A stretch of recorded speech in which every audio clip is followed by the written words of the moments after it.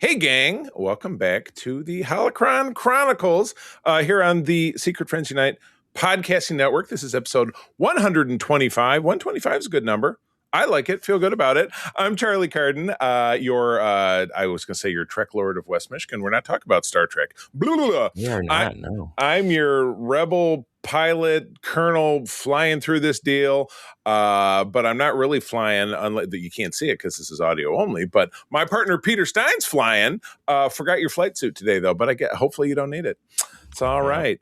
Well, we're back to chat about the last 3 episodes of the current season of Star Wars Visions, which is, of course, available on Disney+. Perhaps we'll talk a little bit about, and I didn't necessarily prime either of us for us, but we can just kind of,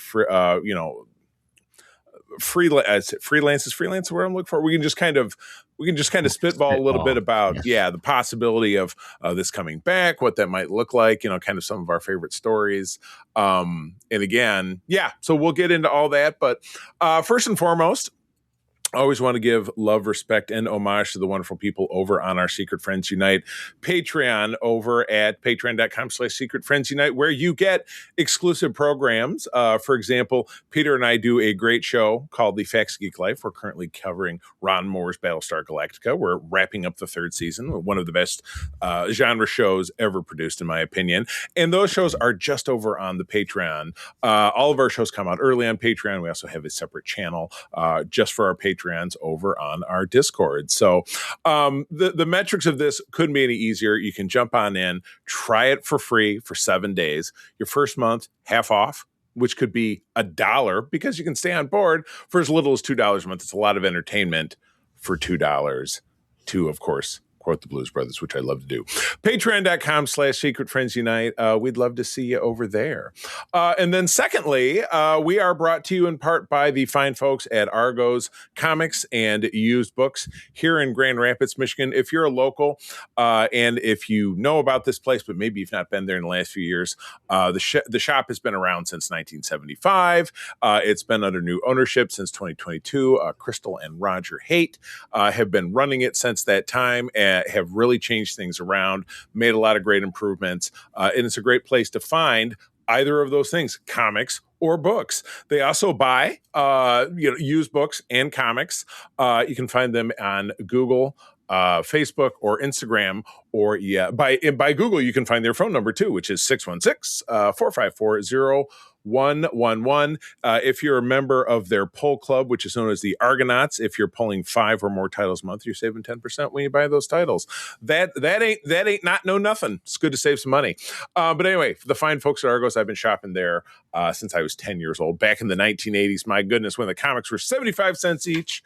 Wow, it's good. It's a good place. So if you're local, certainly feel free to go check them out. So we have a news story this week, which feels like it doesn't always happen all the time with either Star Wars or Star Trek. You get a little sprinkling of news. It's because it's so finite. I mean, there are definitely stories out there, but as far as something that really grabs our attention, anything that has substance, I suppose. Substance, that's a good. But this item of substance is yours. And again, this is from Star Wars News net.com, which is our main source of Star Wars news. But Peter, go ahead. Tell us about Fate of the Old Republic. All right. So for those of you who don't pay attention to the Game Awards, things happen at the Game Awards, one of which is the announcement of games. And right. This time we got the, I guess, surprise, because I don't think anyone was really expecting it, surprise announcement of Star Wars Fate of the Old Republic. This is a game that is being developed by Argonaut Studios in collaboration with Lucasfilm.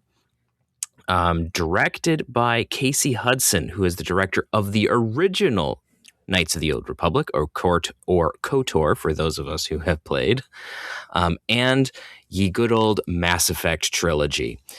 So it's got a good pedigree there with actually competent RPG script writing.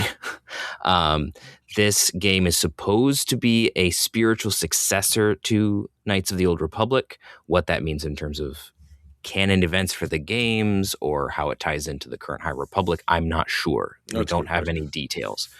The trailer, basically all we see is a ship flying through space, landing on a raining planet. A character that looks suspiciously similar to Bastila Shan. I don't think it's the same character, as she is using a blue lightsaber. And yeah, for other reasons. But this character leaves the ship, goes with 2 different characters, likely party members of some sort, or unless this character is someone that you find dead later. I don't know. We don't know. Goes to a crashed ship that is very reminiscent of the original Alien, actually, where it's sticking out of the ground in a very colorless landscape. Right. Once you get to the they get to the door of the ship, there's a red glow on the inside. Some creature of some sort stands up, and our Jedi character ignites her lightsaber, looks very intense, and then we cut to title card. Cut to title card, Fate of the Old Republic. So, yeah, I mean, that's what we've got. We don't know a whole lot about it other than it's sometime during the Old Republic, likely towards the end. Obviously, it's called Fate of the Old Republic. Yeah.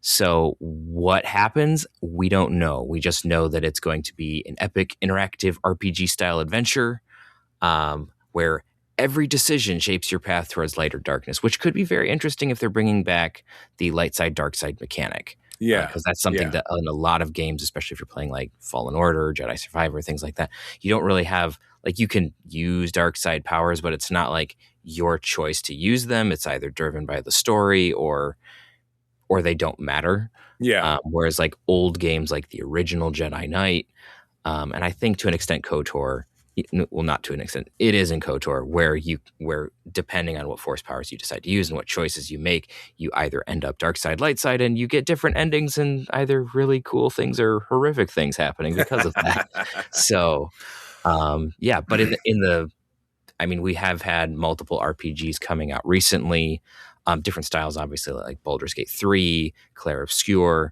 that have shown us that games where choices actually do matter and there's multiple endings, players actually want to see.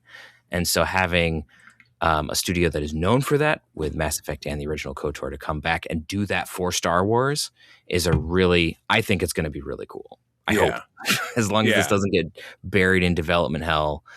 It's a good point. But it seems like Eclipse if they're moving to the point where they're doing a trailer or whatever it is, that it would be a little bit more, well, we got a trailer for Star Wars Eclipse like 4 years ago. We haven't seen it. Yeah. So it's allegedly still being worked on, but yeah, I seem to remember, and I could be wrong, that there was some controversy around that one, because I know there was. Yeah, I know that on this show we talked about Mark, who started the show with me and was my former co-host, talked about that. We had a guest on who was also a gamer person, so I guess I didn't really understand. We don't need to get into that, but this looks absolutely fantastic. But we don't necessarily have anything except for this trailer. No release date, no format news. Are these the kind of games was this game exclusive to a particular console, or was it more widely available? Knights of the Old Republic was pretty all over the place. You could play it almost anywhere. So I would expect that this is going to be a game for everyone. Gotcha. To play wherever you desire to play. There might be exclusives on specific platforms like cosmetics or whatever, because that does happen with some of these kinds of things. But generally, especially with like, because this is a similar team like what BioWare did. So like Mass Effect, for instance, had like, here's a DLC you can get, here's an extra skin you can get. Sometimes they might be exclusive, but then like a couple of years later it becomes available for everyone. So right. Cool. Good deal. Well, like I said, I was, coming from the layman's point of view, I was incredibly enthused by what I saw, because again, I'm not a gamer. It's no secret. Anyone who's ever listened to me talk or has paid attention to this podcast network load these last 11 years, that's just not me. But what I saw in this engine, I thought was incredible. It absolutely looked like really real filmed footage with maybe just kind of a hint of, the illusionary portion of it. So, I mean, this is going to be like the cutscene sort of level. Once you get to actual play, it's going to be a little different. But sure. It also depends on your rig's capabilities. Very true. And like I said, I'm a huge fan of the cutscenes. We've even had episodes where we talked about that kind of stuff, and I wouldn't be opposed to doing that again. When we get something like this, or maybe even one that we've not talked about. Sometimes the cutscenes tell you most of the story. Right. And I enjoy that. Yeah. So. Yeah, absolutely correct. So I will say, if there's more news on this in the future, we will come back and talk about it without a doubt. So, all right. Well, moving along, we are wrapping up Star Wars Visions, the animated shorts that have been on Disney Plus since late October.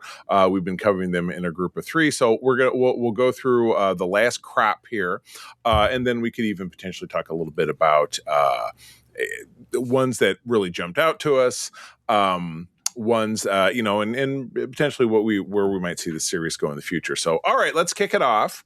And I thought this was a particularly great set. Because we had one I enjoyed. A little wild. Yeah, but we had 2 that I enjoyed, and then the last one was really different, and we'll get to that. Yeah, we'll get to that. But anyway, so we go with number 7, which is the Smuggler.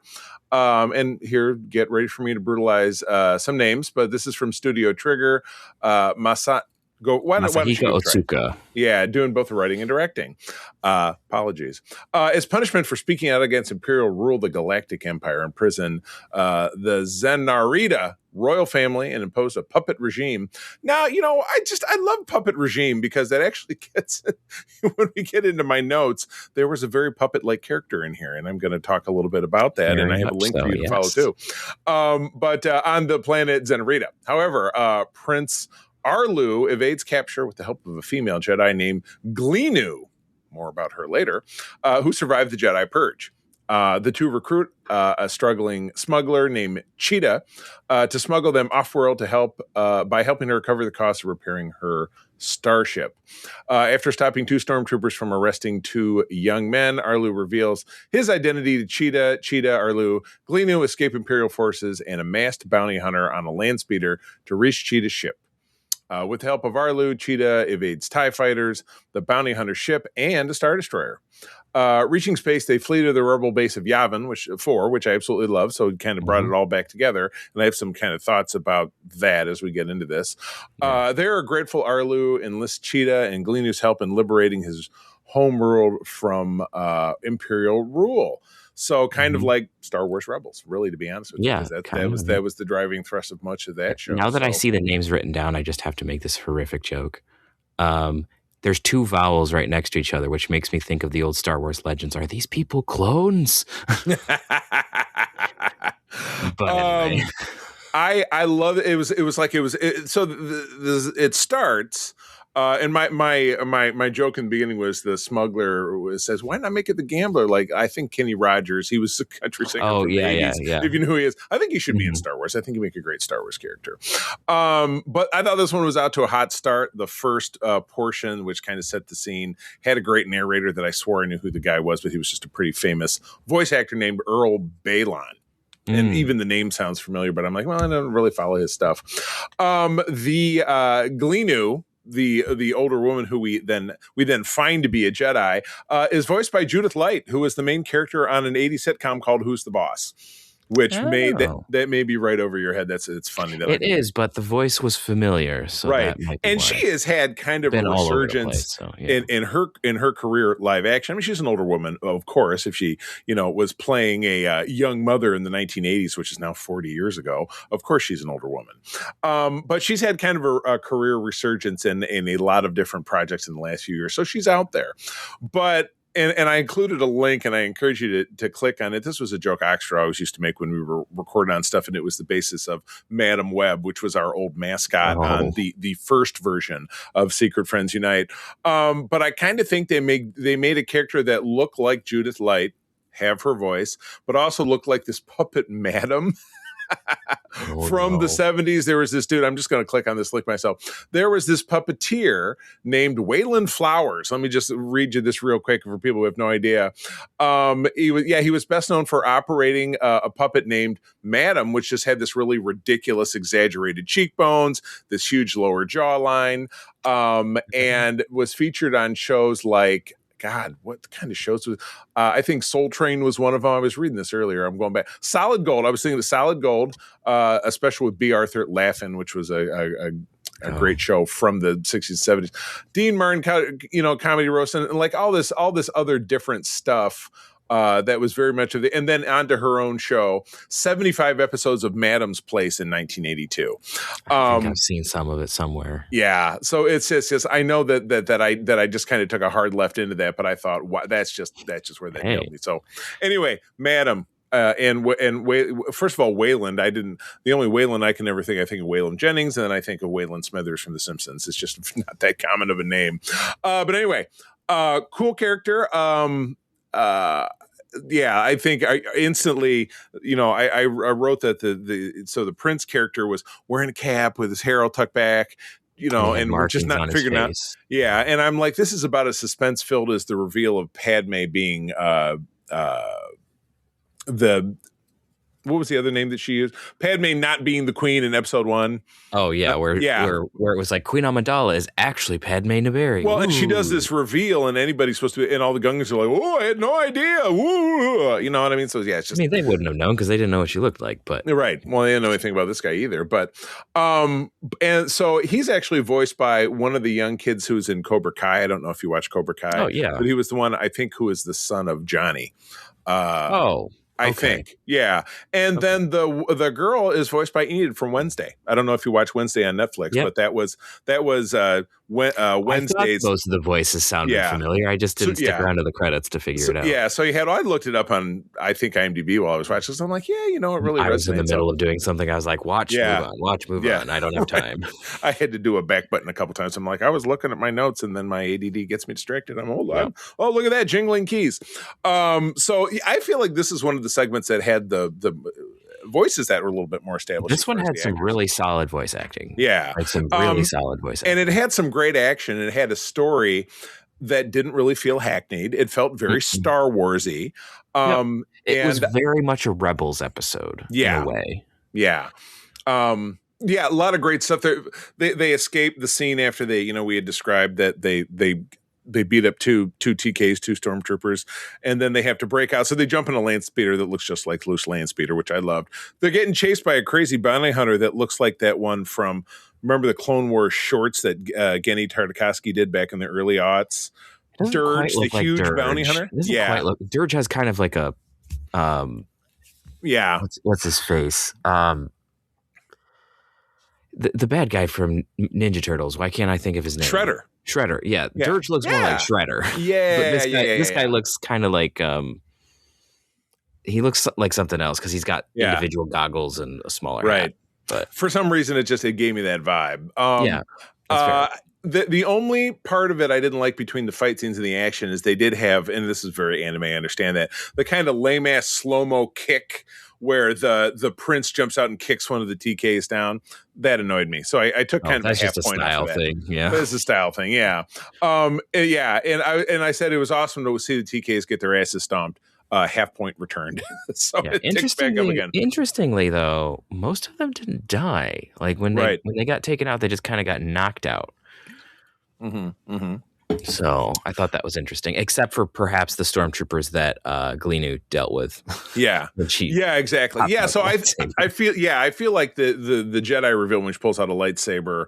I didn't necessarily see that coming, but maybe they said it and I had suspicions, particularly because there was a line where Cheetah says, like, it would be great if we had a Jedi, but they were all executed after some power grab. And she's like, well, don't believe everything you hear from the Empire. And Cheetah's like, oh, really? And you just see this like stoic face. I'm like, somebody's a Jedi, maybe. I just don't know about that.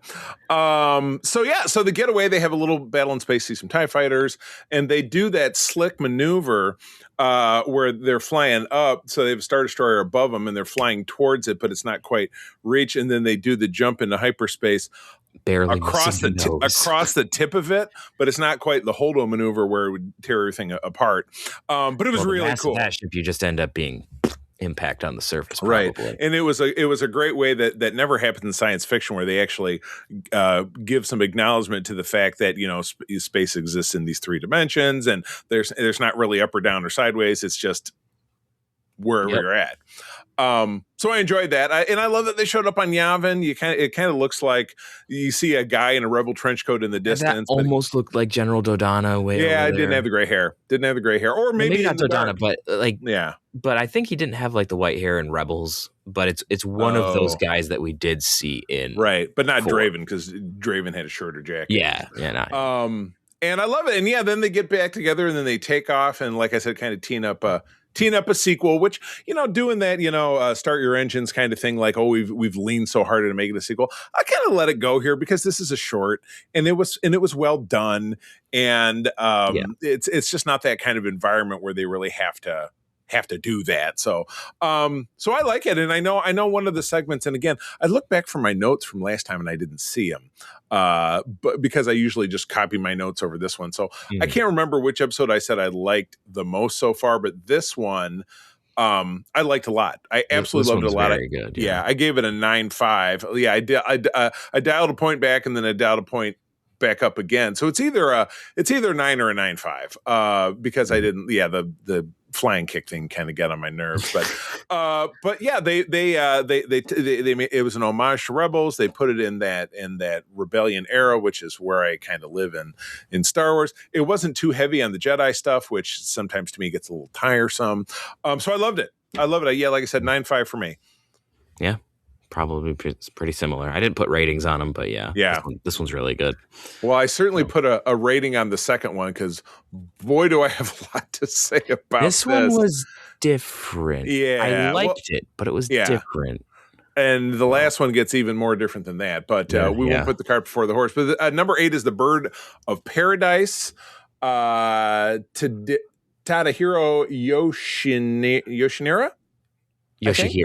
Yoshihira, thank you, is handling the directing with the script by that individual. Don't know if it's man or woman. And Makoto Uezu, I think. There you go. Sure. I should just quit trying. Polygon Pictures is the studio. The Jedi Padawan Nakimi is blinded during a duel with Sith Amon, or a Sith named Amon, if you prefer, and falls into a pit. Happens all the time. Happens to Geordi LaForge, which I tee on in my notes. Yeah. After encountering a statue, how would she know if she encountered a statue? She can't see. She touched it. Kind of feeling around. She touched it. She figured it out. Very good. She experiences a vision is led by green lights into the forest. For the next 5 days, Nakimi experiences various physical, mental, and spiritual trials while grappling with hunger, loneliness, despair, fear, and anger. She is also tormented by the apparition of Amon, who implores her to give in to the dark side. Of course, devil on your shoulder. On the 5th day, she encounters a talking toad, more on that later, who teaches her about letting the Force guide her. During her final trial, Nakimi fights a Sith version of herself, the embodiment of her immaturity, impulsiveness, ego, and fear of death. Rejecting these feelings, she overcomes her dark side by submitting to the will of the Force. May we all be so lucky. Having made peace with her emotions and fears, Nakimi awakes and regains her sight. Miraculously. Okay. Take it away. All right. First thing that I noticed that made this one a bit different from a lot of the other ones that we watched is this one is actually in full 3 dimensions. So this is not 2D animation like most anime. This one is actually computer generated. So that makes it a little different, which I thought was neat. So this one also has a very interesting way of exploring how someone who used to be sighted and now is blind experiences the world. So when you're seeing things from her perspective, you kind of get like this very indistinct black with some shapes of like, here's kind of an idea of what's around me. And then you can see like things get lighter as they like make noise and that sort of thing. So I thought that was really cool of how they explored how she's perceiving the world. And that's how like I knew that when she touched it, she could tell that it was a statue, because she went up and then you saw it become more clear as she was putting her hands on it. Right. Interestingly, when she's in that world, her eyes are open. When we see her in the real world, her eyes are closed with, lightsaber marks down her eyes. Yeah, right. So it's like, yeah, those are pretty beat up. So, but when we first meet her, she's a very Anakin-style Padawan, very headstrong, wants to do things her way. Right. Does not listen to her master particularly well. Her master seems to be a bit less sarcastic than Obi-Wan, so maybe not the best match, but, it works. The Sith goads her into fighting and not letting her master deal with it, and so then she gets, slashed across the face and ends up down that's gorge. That's a way to learn a lesson. Yeah, we don't know what happens to either of those two characters after that moment. We were only with Nikime after that. Right. She does find her lightsaber. It's broken, so she pitches it. Right. Because she's very overwhelmed with all of these dark side emotions. And so basically what happens through the rest of the episode is kind of a Dagobah tree experience is the best way I could describe it, where she's kind of facing her different fears and her worries, like, I'm going to die from hunger, I'm going to die from despair, all these different things. And she kind of overcomes them sort of through different ways. She doesn't necessarily like power through, but she learns to deal with it in a way. It was 100%, and this is kind of where I veer off the cliff here. It was 100% listening to a whiny teenager for 18 minutes. Oh, she definitely was. I couldn't stand it. I absolutely couldn't stand it. Because, you're right. What she was going through and kind of the undercurrent of it, of this voyage of self and learning to deal with adversity and give yourself over to the Force is a great message. I couldn't stand this character. I wouldn't swerve if she was walking in the middle of the street. She was driving me crazy. She was very whiny. Yeah. I mean, I don't think you could put together Luke and Anakin in a competition of whininess at their top and have anything on this character. No, she takes amazingly. She takes the cake. Yeah, it was incredible. Now, I'm guessing the time frame of this is probably the KOTOR time period if you have a Sith, because probably, especially based on the lightsaber designs being that they're a bit bigger. And Visions is always very loose with the costuming. Right. And that's fair. Yeah, and that's fair because it tends to exist outside of it doesn't, which is good that it should. It doesn't really matter. It's just I would imagine that this is somewhere in the High Republic or Old Republic. Right. So so she falls down to it, and I thought the inside of her saber really looked like the one that I have from Savi's workshop at Disney. And because the inside of the crystal chamber has kind of been standardized since exactly in recent but yeah, like I said, very much reminded me of when kind of the same thing happened to poor Geordi on Star Trek The Next Generation. Ironically, on our next episode of Code 47, that's our random episode. I was just doing the notes for it today. So the enemy from season 3, where he falls down, and if you're not familiar with the character, he is blind, but he sees with the benefit of a apparatus on his face, which he loses in a moment and has to kind of fumble his way around. So, but yes, there was no whining. He wasn't whining his way through it. So, like I said, it just kept coming back to me as she's just obnoxious. Oh God, have I been dead this whole time, wandering the world as a lost soul? That was an interesting moment because it was very reminiscent of the Dagobah scene with Vader's helmet. Yeah, yes, that's clearly a callback to that. I did pick up on that, and again, perhaps that's really kind of the writing style of anime in general, to have this kind of dialogue, whatever it is. Some of it does tend to be somewhat over the top, emotional, melodramatic, but that's some of it's just stylistic. So and so I shouldn't, like I said, I shouldn't belabor the point too hard. That just didn't end up being for me. Love seeing the inclusion of George Takei, Sulu from Star Trek, of course, because he's wonderful, and I love that he's still working. We just talked on 47 over about the brand new Star Trek Con audio drama, which came out, of which he played a very major part, and he plays a great role in this, simply known as Toad. Because I checked the credits, kind of coming in and delivering some Yoda-like wisdom to kind of get which was just great, and I just thought it was fun that he was. Obviously, he wouldn't have been the original voice because the Japanese would have used somebody else. Right. Well, actually, I don't know. I didn't look to see if he was also doing the Japanese. He probably could have. Yeah. But I just thought it was fun, especially, being that this is produced by Disney, and we know that he also played one of Mulan's ancestors in the Mulan film, I just thought that was Right. kind of a fun little. He's playing Right. he's playing a similar sort of character. And I I thought think that was a fun little nod. this is his second Star Wars credit, because he also was in the Clone Wars as, I think, As a Nemoidian separatist member of the dude, Trade Federation. Yeah, exactly. I remember that. It was like Lock Dirt, like some terrible Star Wars name, Lock Turd or Dirt or something. Yeah, something and it was like in that. like season 1 or something. Yeah. So I remember that.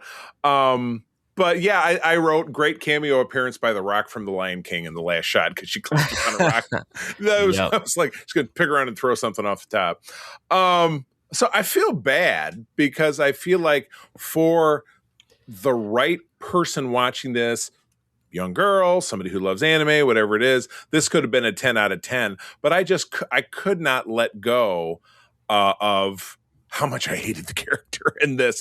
I love your opening sequence with that great saber battle between the Master and the Sith, and then our lead character, the Padawan, and then the really standout 3D animation style, which I'm not going to go on record as saying they haven't done that in this series yet, but it's not coming to mind. It hasn't been done frequently, no. Okay.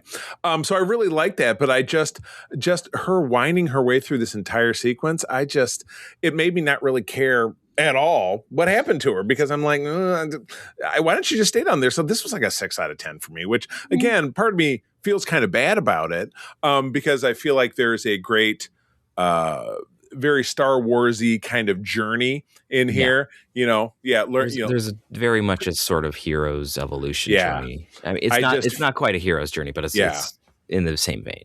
I just feel like we didn't do it right with this character, unfortunately. What about you? Do you feel differently? Did this speak to you more than it did speak to me? I kind of put this more at like a 7 or 8. I thought that for me, maybe I'm just used to the style of writing and the style of acting that goes into some of this. But I thought that the storyline was really interesting. I thought that it could maybe have used a little bit more with fleshing out some of the solution to all of the struggle for her specifically. Like, we saw most of it, like, show don't tell to an extent, but I think maybe just another minute might have been good. But yeah, she was very complainy, but you know what? When you have like a 14-year-old, 15-year-old who's dealing with like things of death and all of this, and it's like, not everyone's going to be Ahsoka Tano and handling it like a rock star. So you're right. I think that this is a really good take on like your average human being's approach to like, well, crap.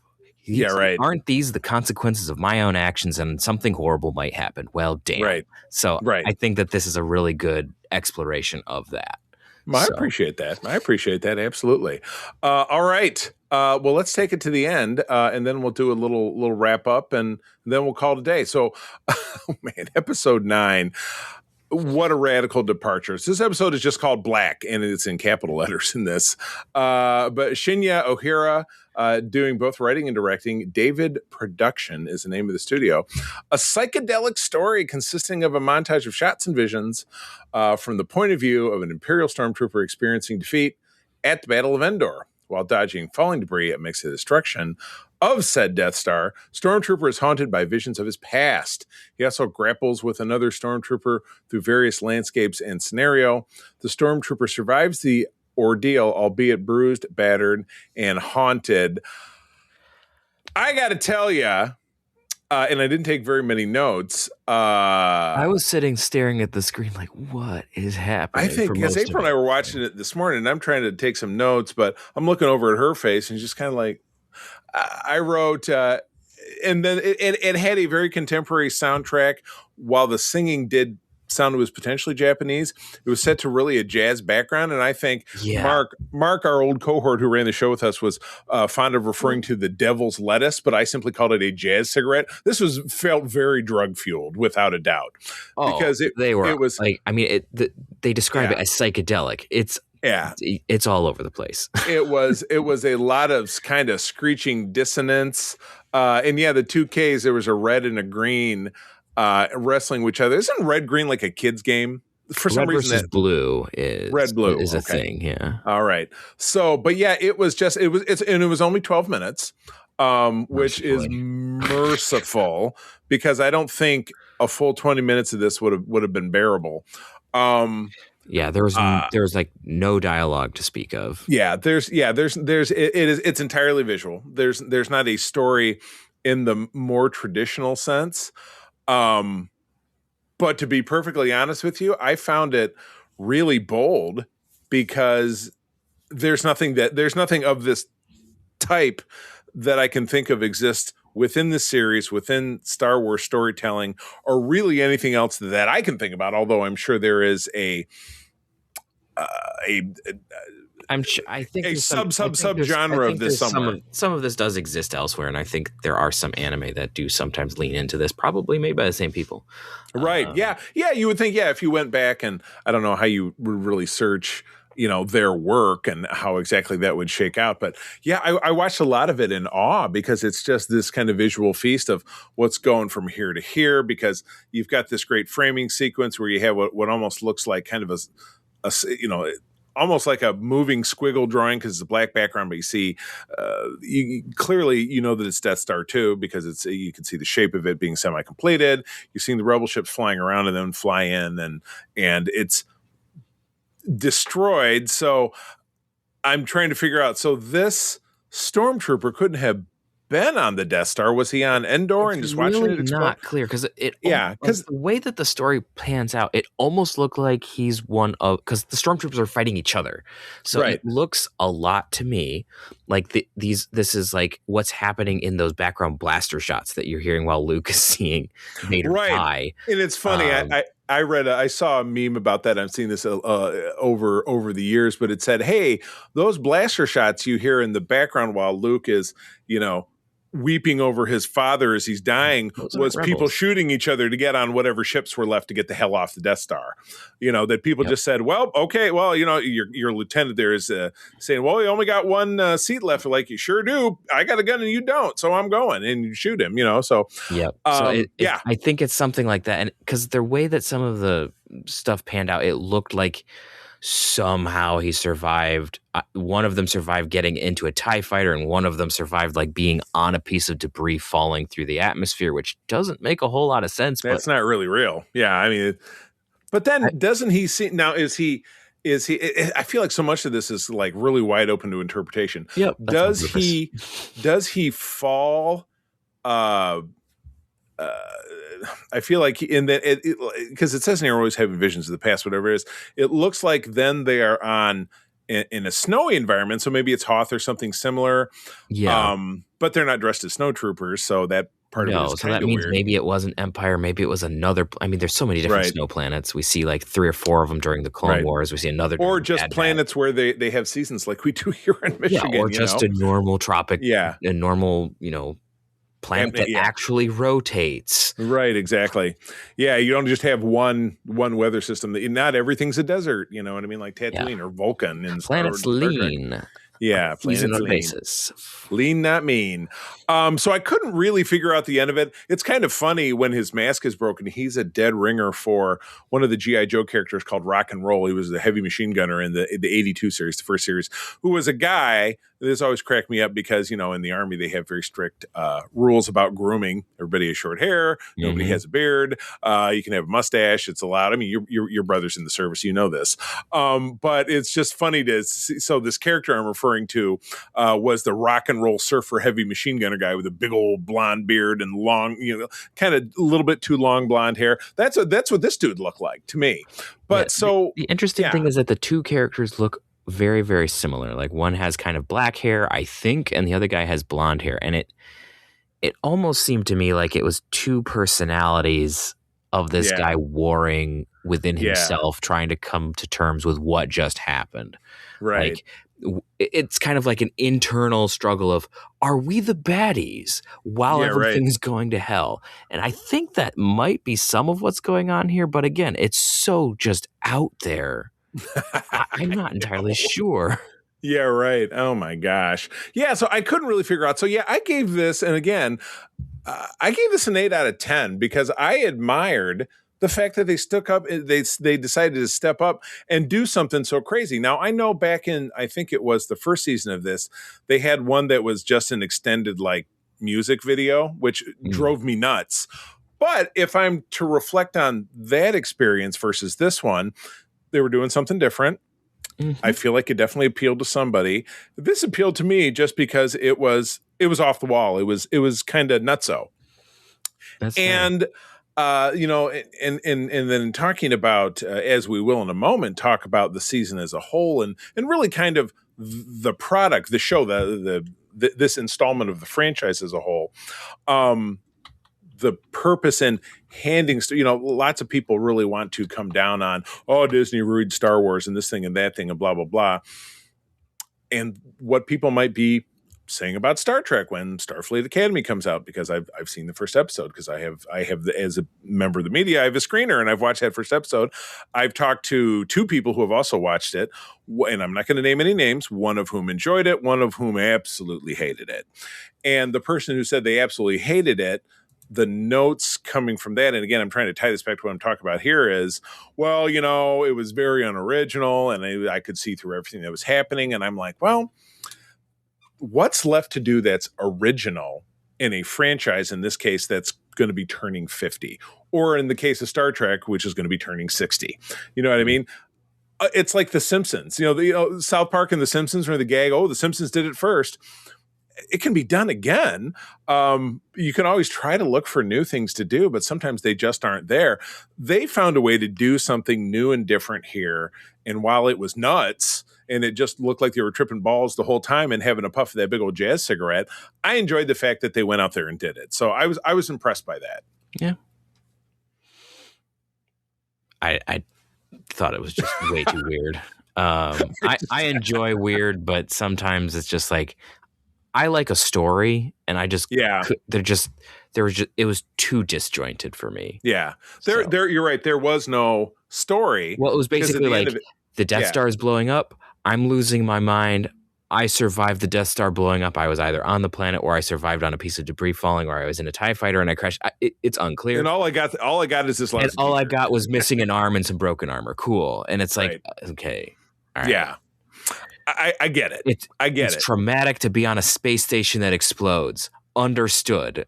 Like, right, but you're not going to ride a piece of debris through the atmosphere like it's, you know. And well, it depends on how big the piece of debris is, I guess. Remember in Temple of Doom and Indiana Jones when they jump out of the plane and they have the raft, and they have the raft and they're low enough to the ground that when it hits the ground, it doesn't inflates. Pop. Yeah, it inflates and they bounce down and then they go off a cliff and they survive that too. It's just so stupid. Yeah, but you know, if that's what they're referencing, more power to you.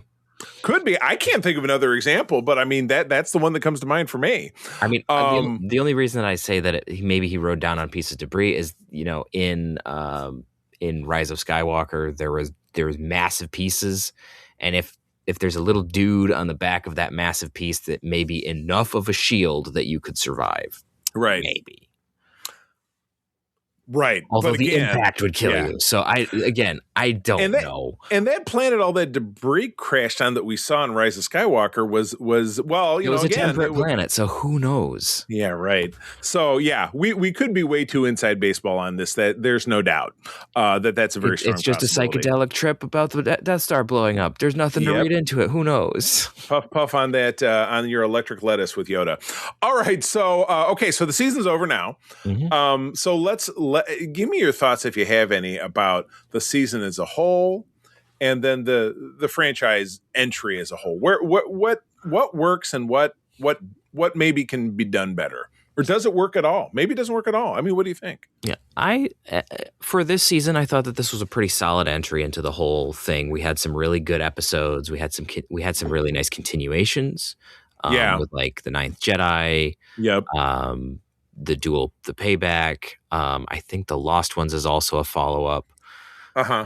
So I like that we have some through lines with some of these stories. I like that we're getting different animation studios to do it.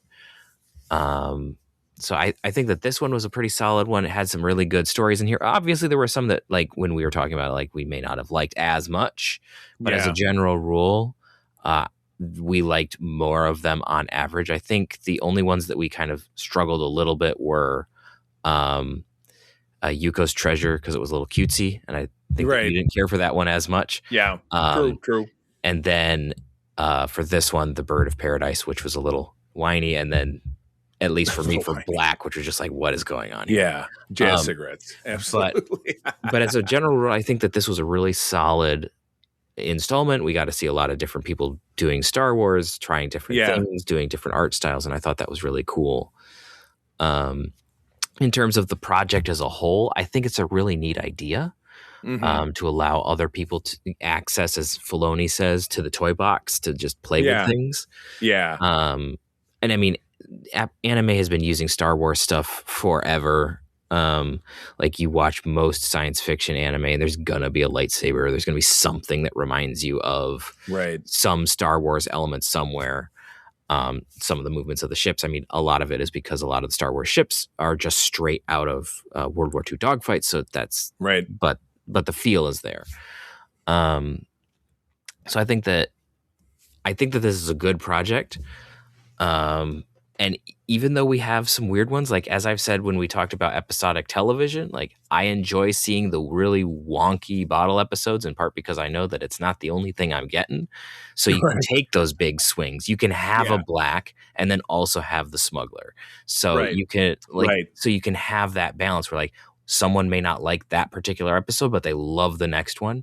And that's something that I really think that this series particularly does really well, where it's like, here's all these different people, here's all these different styles. And then it also gets those of us who like do watch anime to be like, hey, maybe I haven't seen the studio in a while. Or it's like, hey, I like that art style, I like that storytelling style. Let me see what else this studio has done. Then you can go see what they do that's not Star Wars. And you might find some really good stories and writing there. So. Yeah, absolutely. Yeah, definitely serves that kind of the multi-tool, that big purpose. So, well, cool.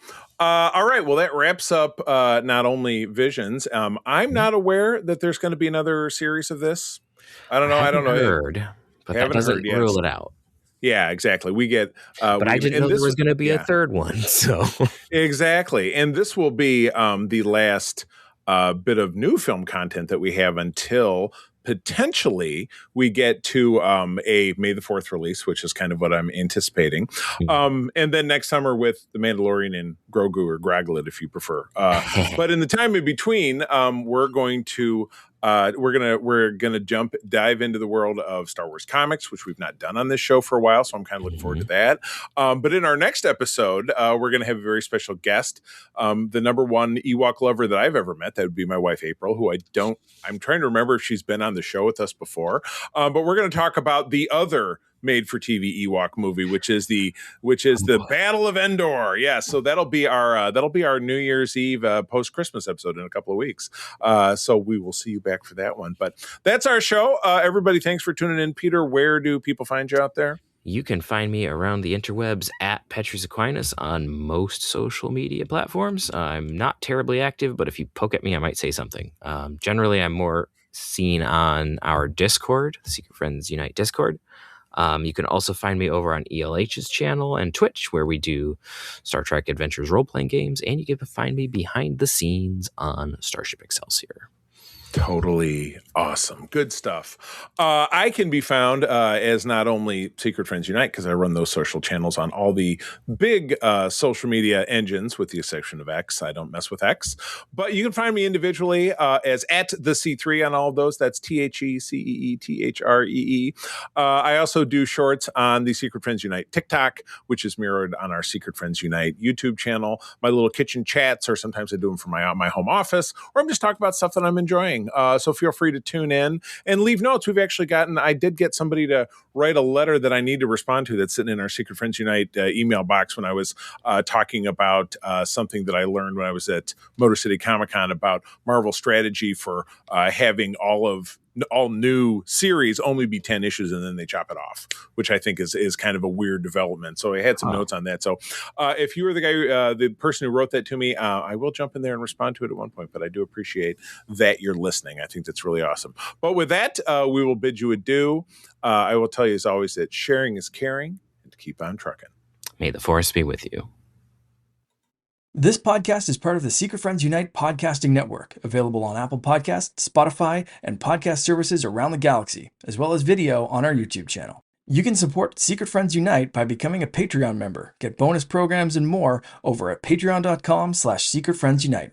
Join our Discord community for even more discussions on all things geek. For all the latest updates on Secret Friends Unite, make sure to follow us on Threads at secret.friends.unite and visit secretfriendsunite.com. Find our merchandise at TeePublic and Redbubble. Thanks for listening, and may the Force live long and prosper.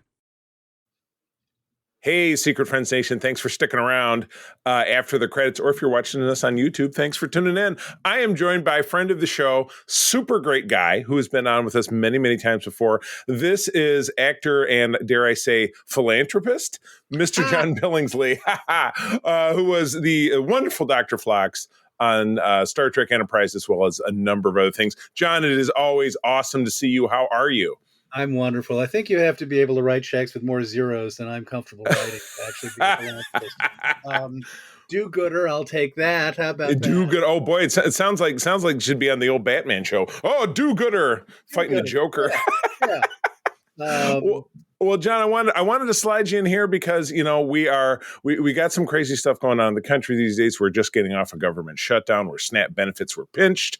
We're also getting into the holiday seasons where the holiday season, Thanksgiving and Christmas in this case, where things can traditionally get tight for a lot of people. So I wanted to have you on to talk a little bit about the great work that you do with the Hollywood Food Coalition out there in Greater Los Angeles and how people can help. Terrific. Well, I'll tell you a bit about the Hollywood Food Coalition, and this will be bifurcated because I've always been a great believer that while I work for and represent a charity that I have great faith in and believe does wonderful things, it's just as important, maybe even more important, to think about if you have the impulse to give to us, but you think, maybe I should look closer to home. Fine, do that. I will say that hunger and need and want in this country is sadly only getting worse. 1 in 5 kids in America is food insecure. Some 40% of Americans, if they were hit with an unexpected $400 to $500 bill, their roof caves in, their car is repossessed, wouldn't have the money in the bank account to pay it. There are a limited number of soup kitchens and food rescue organizations in the country. We do something that is very dear to my heart at the Hollywood Food Coalition. We serve a hot meal to all comers 7 nights a week, no questions asked, always providing choice, always providing dignity of service. And we also offer an array of other services to people who come through our doors. We try and, in essence, sort of provide a kind of a soup to nuts experience. If you want your bicycle tire repaired, we've got medical vans. If you want some housing assistance, if you want some kind of referrals to other social service agencies, we very much believe in coalition building through the medium of food. And additionally, we rescue somewhere around 2.5 to 3 million pounds of food a year to share with other not-for-profits, basically to augment and buttress their meal programs. So think about a battered women's shelter that does great work, but may not provide 3 squares a day. Right. We're trying to say, small not-for-profits doing great work, tell us what we can do to help make sure you're feeding the people who come to you for service as best you can. And additionally, every Sunday, we have a wonderful program that we have created with a lot of marvelous people in the community, families, church groups, and schools. We have dropped off at our premises, in essence, every Sunday, somewhere around 3,000 bag lunches. And we make sure those lunches get distributed through some of our community partners all over the city, primarily to people living in homeless encampments. Just a slice of what we do at the Hollywood Food Coalition. That's fantastic. And so if people want to donate, if they're local and they want to get involved, or if you're not local like myself, I live on the other side of the country, how can they help? Where do they go online to provide assistance? Easiest thing to do is to go to hofoco.org. Go to our website, and you can, if you live in Los Angeles and you'd be interested in getting involved, you can sign up to cook, you can sign up to serve, you can sign up to pull a shift in our warehouse space and help unload the food that arrives, sort it, cull it, store it, and get it out the door to some of the recipient organizations. And on Sunday, you can help our sandwich distribution program. And you can also donate there at our donation platform. But I also really want to encourage you to consider it, although I think, in a way, where you choose to give a dollar, it's not so much about the geography, because a dollar you give in Portland or Seattle or Los Angeles is still helping people. So Right. if this is an organization, the mission appeals to you, you are helping some wonderful people in need. But if you feel you want to work locally, I would only say look around and see what's in your neighborhood, what's in your city, what's in your community, an organization that is working on the ground with people in need. And that could be folks who are experiencing hunger. It could be folks who need legal assistance these days. That's obviously something that's pretty important. It could be Right. teaching a kid to read. There's a Right. lot of ways you can give back to your community. This happens to be mine. I'm very passionate about it. Yeah. But in the holiday season, it's mostly about rolling up your sleeves. Right. That's fantastic. And as I said, I promised a quick message. So this has been fantastic, John. It's great to see you. hofoco.org. That's HOFO. Oh, I just lost it. You got it. HOFOCO, Hollywood Food Coalition. HOFOCO. And it's Ho, ho. Oh, Oh, ho, ho. All right, John, I will see you in the near future. Happy holidays to all. And thanks for spending this extra time listening. Thank you. Thank We'll you. see you Charlie, soon. so much. Appreciate it.